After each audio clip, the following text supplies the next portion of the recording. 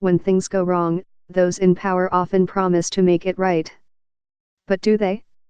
In this series, The Times investigates to see if those promises were kept. Saint Martin, French West Indies. In the debris that had once been furniture and a roof were the vestiges of a holiday home, a cluster of flip-flops, a romance novel, a child's ball floating in a plunge pool's fetid waters. On a recent visit, it looked like an artillery barrage had smashed into this small bungalow and a dozen or so other nearby cottages in a similar state of ruin, in what had been a pleasant vacation compound on a bluff above the Atlantic Ocean. The scene of utter destruction in the aftermath of a Category 5 hurricane was not in the Abaco Islands or on Grand Bahama, devastated by Dorian last month. This wasteland was on Saint Martin, an island that took a direct hit from Hurricane Irma on September 6, 2017, and where, 2 years later, recovery is still far from complete. The hurricane caused billions of dollars in damage across the 34-square-mile island, which is split between the French territory of Saint Martin, with a population of about 32,000, and Saint Martin, a mostly autonomous country within the Kingdom of the Netherlands, with a population of about 41,000. Immediately after the storm blasted the island, President Emmanuel Macron of France promised a speedy recovery for the French side. Saint Martin will be reborn, I am committed, Mr. Macron vowed. We will do it quickly, we will do it well, and we will do it better. But Saint Martin's slow, if steady, recovery shows just how difficult coming back from a hurricane can be on a small island, with challenges that go well beyond just the size of financial aid packages. In Saint Martin, the toughest, most uncomfortable questions are less about who will pay for rebuilding. France has delivered more than $500 million of aid, but where and how to rebuild, or whether to rebuild at all amid the threat of ever more powerful storms. This has made the debate less an economic one and more about politics, class, culture, and race, often pitting the local majority black population against the French state. The top French official on the island says she wants more restrictions on construction in the areas most at risk to future storms, in order to protect lives and the economy.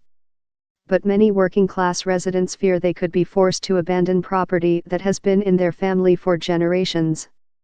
Some suspect a land grab, where their waterfront plots will be taken and sold to wealthy developers. In a region that has experienced the awesome forces of Category 5 storms with terrifying frequency in recent years, the story playing out on Saint Martin is likely to be repeated on many other Caribbean islands and in the United States, too. What we found. On the French side of the island, Hurricane Irma damaged about 95% of the buildings, including the home of Bernadette Carty. Ms. Carty had lived all her 65 years on the waterfront, and she felt it was safe to ignore the evacuation orders that preceded Irma's landfall. After all, at least 7 generations of her family had survived numerous hurricanes on this same patch of land, and she figured this time would be no different. But Irma was among the most powerful storms ever to hit the island, and a prime example of how climate change has made hurricanes more destructive.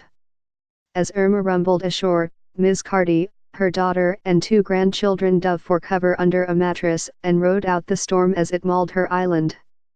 When Irma had finally moved on, the family emerged from their hideaway to discover that the storm surge and wind had gouged holes in 2 sides of the house and had swept away Ms. Carty's sister from her home next door. She was one of 11 people who died on the French side of the island, according to the local authorities. 2 died on the Dutch side, according to the Prime Minister's office. Ms. Carty has been living in a temporary apartment ever since, and hopes to get permission to rebuild her house.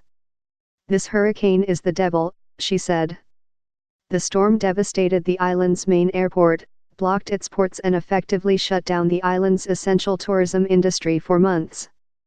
The French government's promise to deliver substantial help was not an empty one.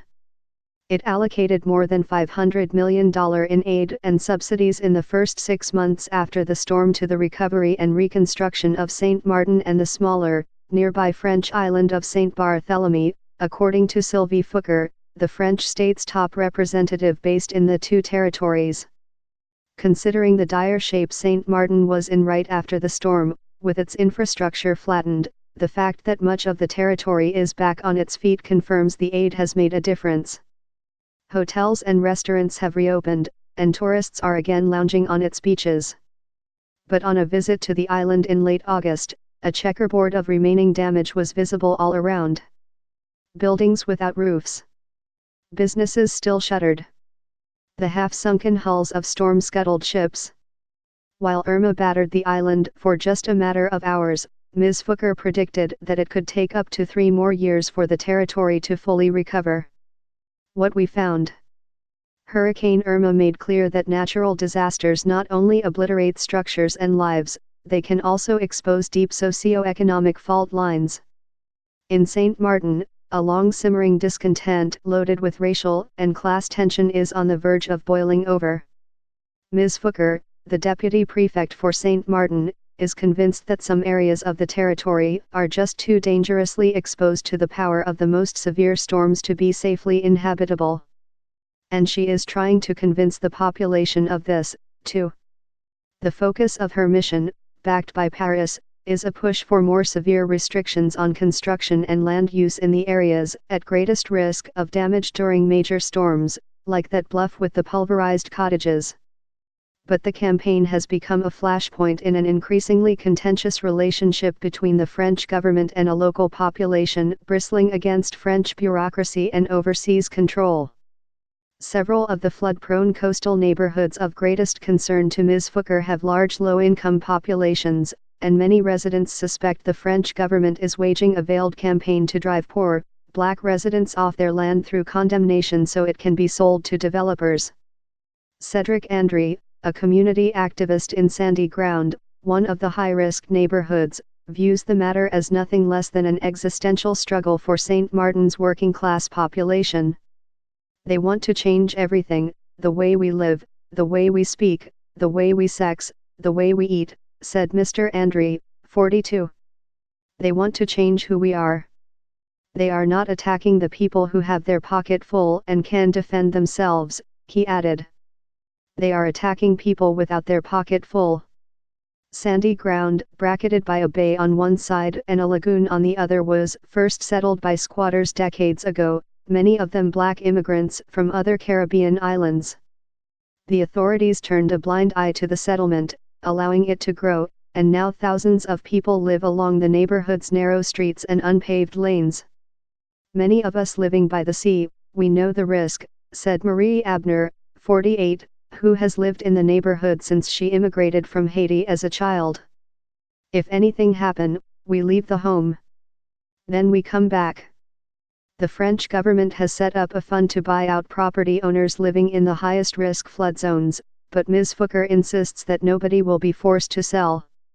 Still, residents of Sandy Ground, and other neighborhoods with significant working-class populations, like Grand Case and Quartier d'Orléans, are unassuaged and angry. Daniel Gibbs, president of the local government in St. Martin, has demanded that the French state give the community more time to study the issue. I need to hear the needs of my population, at least the majority of my population, Mr. Gibbs added. I think there's plenty of room for compromise. On a recent evening, Yabash, a Rastafarian farmer, said that the population's patience with an overbearing French state was wearing thin. For me, it's a conspiracy to take over the island, said Mr. Bash, whose family has lived in Sandy Ground for 5 generations. It's about wealth. Protests against the plan could turn violent, Mr. Bash warned. The only way to get your attention is to do something to you that you fear, he said. The country will burn easily. What we found. Hurricane recovery is hard anywhere. And that's particularly true in Caribbean islands like St. Martin because of a unique combination of factors.